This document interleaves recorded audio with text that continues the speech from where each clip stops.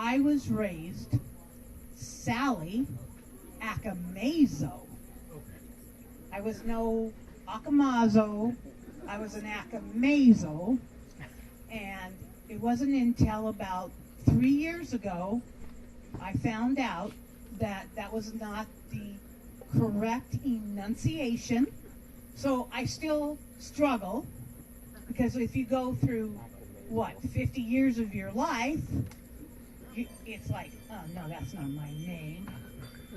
So anyway, I was asked to do this, and the best thing for me to start out with is my grandfather was Dante, and he had 8 grandchildren.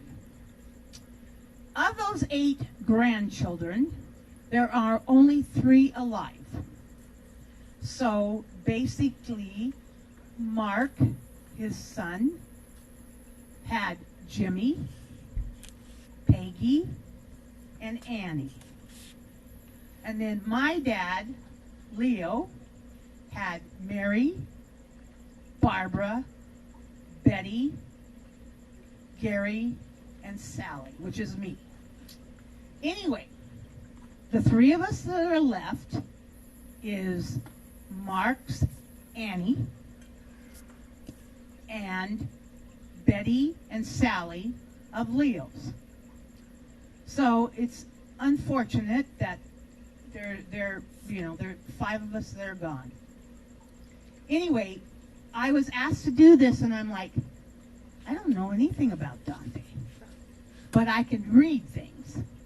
So this first story is from Annie's dad, Uncle Mark, which was my Uncle Mark, and Annie's out there. She wants to stand up. You're not standing up. So he wrote this.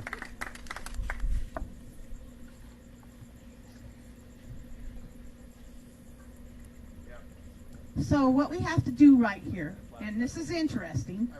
So on the left side is Annie's father, Mark, and then we have our grandmother, Maria Grasso, which we know hardly anything about, and she's been really hard to find. And then there's Leo, which is my dad, and then you go down and there's Ida, my aunt, who had no children, or our aunt, I should say, and Dante. So I was basically 11 years old when Dante passed. So anyway, I'm going to read what Annie's father wrote about the family. So Dante Accomazzo arrived in Los Angeles, California in 1905 at the age of 17. He was sponsored by his older brother, Eduardo, and his uncle by marriage, Alfredo.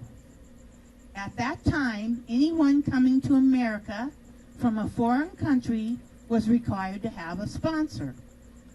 The families each passed through Ellis Island, as did most immigrants arriving from Europe and Eastern countries. After Dante arrived in Los Angeles, he began working in the orange groves. He drove a team of horses, disking between the trees. He would pick oranges and eat them.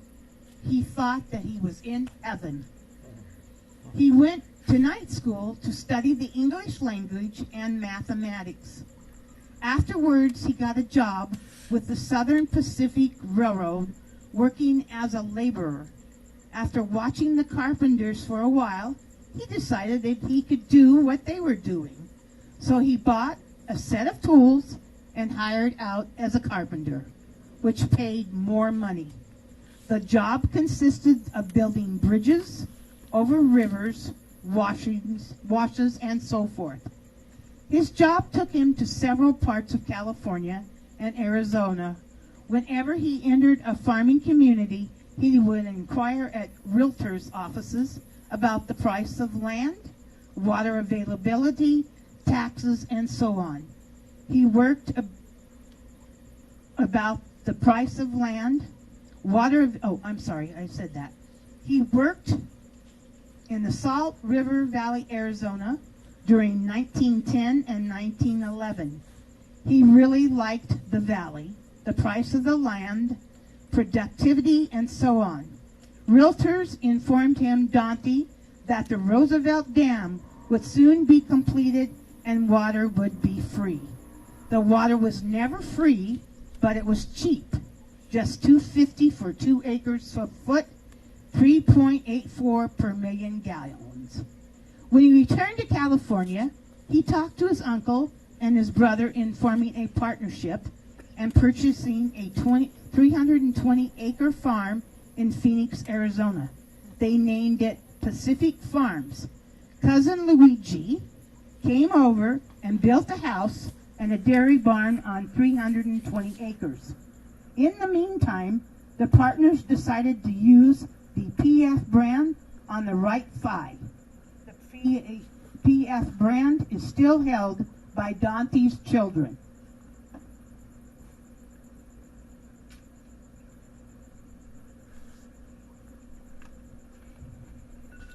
In 1913, Dante returned to California and married Maria Grosso. They returned to Glendale, Arizona to begin a new life on the farm. Maria Grosso was born in Rivera, Italy in 1890. She had 2 sisters and a brother. Not much else is known about her. 3 children were born from their union. Leo, October 24th, 1914, Mark, April 9th, 1916, and Ida, October 26th, 1917. Dante managed the farm while the other 2 partners remained in California. One night he irrigated 80 acres of the farm, running the water across its 3 different times. The next morning he checked the soil for moisture depth and found it was dry 2 inches into the ground. He realized that he would never be able to grow crops with that soil in that condition, so he talked to the partners about buying a new tractor, one that would get the job done. They agreed on a roomly oil pool with a 5-bottom plow and a ripper. It was a high thing. The wheels were taller than Dante. They were 8 feet tall compared to his 5 foot 7 inches. After ripping the field, he got excellent penetration and the crops did well. That same year, Dante bought a 1915 Model T Ford. In 1918, the partners sold the farm, cattle, and equipment. Dante took his interest and bought 160 acres. Now listen to this. Where the Sky Harbor Airport in Phoenix, Arizona is now. The new farm had project water and a small brick house. Maria died in 1919 while the family was living in that house. After Maria's funeral, the relatives took the children home with them to California to help Dante out for a while. Mark stayed with his mother's sister. Later that same year, the 3 children contacted scabies. Doctors and the hospitals in California had no remedy for their condition, so the relatives decided to send the children back to Phoenix. They attached destination tags to their clothing since none of the children could speak English. Leo was 5, Mark was 4, and little Ida was 3 years old. The Phoenix hospitals were no more informed as to how to treat scabies than the California hospitals were. Dante mixed up a paste consisting of sulfur and lard. He applied it 1/4 inch thick all over the bodies of the children except their hair. He then put long johns on them and left them on for a week. When he removed the long underwear, the children were cured. Meanwhile, the relatives in California became infected. So Dante shared his recipe with them. They used it and cured themselves. After this was an accepted remedy for scabies. Soon, Dante began building a 50-unit apartment building at 317 North Willow. He decided to keep Leo with him and place Mark and Ida in a boarding home. He paid for their care, but when he went to visit the children, they were dirty and they were losing weight. He decided to bring them home. In the summer of 1922, Dante traded apartments on Willow for 2 farms. One consisted of 52 acres on the south side of Grand Canal and 80 acres located on Van Buren.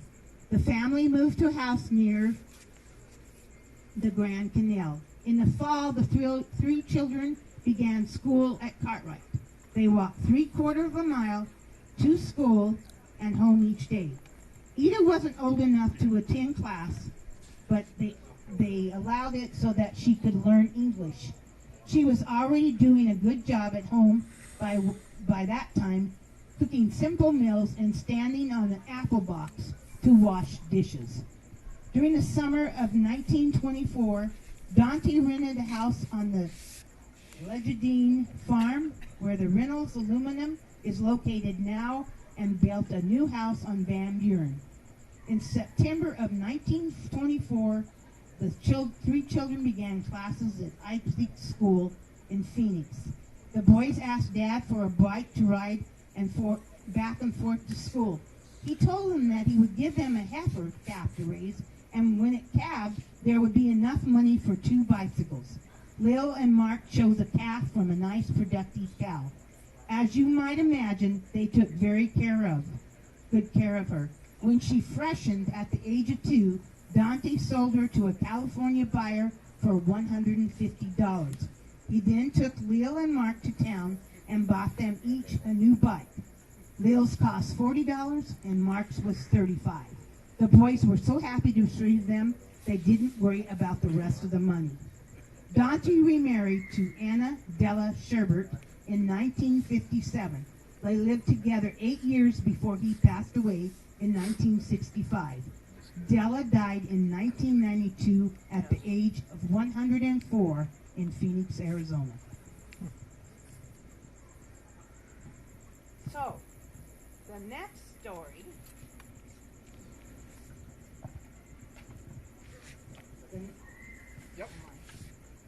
The next story is from Annie's sister, which is Peggy Accomazzo Allen. So, she goes, my earliest memories of my grandfather Dante were back when I was about 8 years old. I remember him driving up in his car and meeting us for the first time. He'd come to take my brother Jimmy, sister Annie, and I to the circus in Phoenix. We were so excited. In 1957, when I was 9 years old, Grandpa married Anna Della Schubert. We called her Grandma Della. My first recollection of her was going to their house in Cashin, Arizona. We all went there for dinner. I remember Grandpa made spaghetti for all of us, and used beef stick cut up in small pieces in place of ground beef like my mom always did. It was different. He also taught Della how to make homemade raviolis, and I used to call them pillows. Grandpa owned 3 lots in this area of Cashin, Arizona. The one up on Old Highway 80 was a building that he leased out, and it was a sort of store and bar of sorts of the times in the late 50s, 1950s, and early 1960s. Right behind it is where he and Della lived when they were first married in a small frame house. Next, there was a lot jammed full of citrus and fruit trees.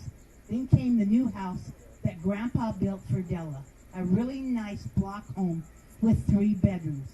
One room Grandpa used as an office, and in the living room was Grandma Della's beloved piano. There was a nice dining room and a galley-style kitchen, and there became the love affair with Della's cooking. Many special dinners were spent there with the Accomazzo family for Thanksgiving and other special events, which also included Uncle Lil's family and Aunt Ida and Uncle Francis. Grandpa was always brought out his favorite red wine, and the adults would have the toast. My dad and mom didn't drink, but they would join us to show respect for Grandpa. As the family grew, tables were set up outside on the carport to accommodate all of the family. It was a beautiful setting as Grandpa had built pergola? Pergola. Pergola. Okay. This type of structure of wooden lattice and covered the whole area. He planted grapevines on the west side and then trained them and weaved them in and out to form this perfect shade. And when the grapes were fully grown and hanging down through the wood slats, it was a sight to behold. There was much love and care set in the table and linens by Della and all of us. She made me the best meal in your mouth, clover, yeast, leaf, yeast rolls I have ever tasted. My sister Annie still makes the yeast rolls often. I still make her scrumptious carrot cake. Okay, so I guess we could show. So that's actually Maria, and actually this is bad to say, but in the family picture she is actually deceased. They attached her into the picture. Oh, really? Photoshopped her in the early Yeah, in the early 1900s, if you can believe that. Yeah. So can you go back to the okay, so that right there. So she's deceased. It's always the same. Because she died when my dad on the right was 4, and I think it said Mark was 3 and Ida was 2. So she's actually, like you said, photoshopped in there. And It was called so Glowden. one part of the family, this is another thing, is I don't know, Suzanne could probably tell me, but one picture shows she had like blue eyes, and the Adams family said she had brown eyes, and so I'm not quite sure. But another interesting thing was there was what do I want to say? A series called Moving On with Claude Akins. Is that what his name was? Yeah, it was, right. And it was actually taken at Uncle Mark and Aunt Betty's house. And there's our grandmother hanging in this picture in the show. It's amazing. If you can look it up on streaming TV, she is actually on the wall. It was really, really interesting. Okay, so if you see in the left-hand corner, that is Maria. And then these are her 2 sisters.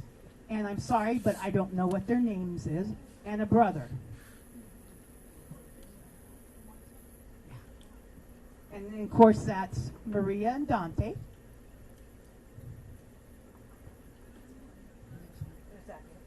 Oh, I thought there was one maybe that came in the tree. And his new wife. Oh, there we go. There's Dante with his fruits. And then we should have another one that was his second wife.